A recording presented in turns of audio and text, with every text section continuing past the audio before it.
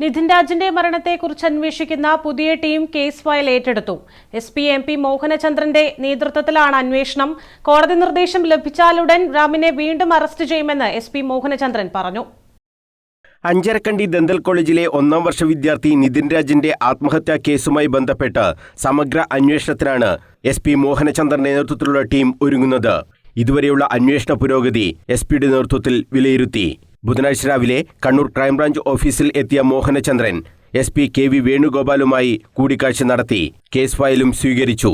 DYSP ജീവൻ ജോർജാണ് അന്വേഷണ ഉദ്യോഗസ്ഥനെന്ന് SP Mohanachandran പറഞ്ഞു. Doctor MK റാമിനെ വീണ്ടും അറസ്റ്റ് ചെയ്യുന്നതിനുള്ള അപേക്ഷ കോടതിയിൽ കൊടുത്തിട്ടുണ്ട്. ഇതിൽ അനുമതി കിട്ടുന്നതോടെ ഡോക്ടർ റാമിനെ വീണ്ടും അറസ്റ്റ് ചെയ്യുമെന്ന് SP മോഹനചന്ദ്രൻ പറഞ്ഞു. ഇല്ല, ഗ്രൗണ്ട് ഓഫ് അറസ്റ്റ് ആ സമയത്ത് പോലീസ് മെൻഷൻ ചെയ്തില്ല എന്നുള്ളതാണ് അതിൽ പറഞ്ഞിരിക്കുന്ന ഒരു സംഭവം. അപ്പോൾ അത് ക്ലാരിഫൈ ചെയ്യുന്ന കൂടിയാണ് ഒരു റീ അറസ്റ്റിന് കൊടുത്തിട്ട് നോക്കാം. അത് ഞങ്ങൾ ഇതിന് ശേഷം കോർട്ടിനൊരു ഡയറക്ഷൻ കിട്ടുന്ന ശേഷം അതിനെക്കുറിച്ച് നോക്കും. കോടതി ഉത്തരവ് പ്രകാരമായിരിക്കും തുടർ നടപടികളെല്ലാം സ്വീകരിക്കുക. നിതിൻ രാജിന്റെ കുടുംബത്തിന്റെ മൊഴി വീണ്ടും രേഖപ്പെടുത്തും.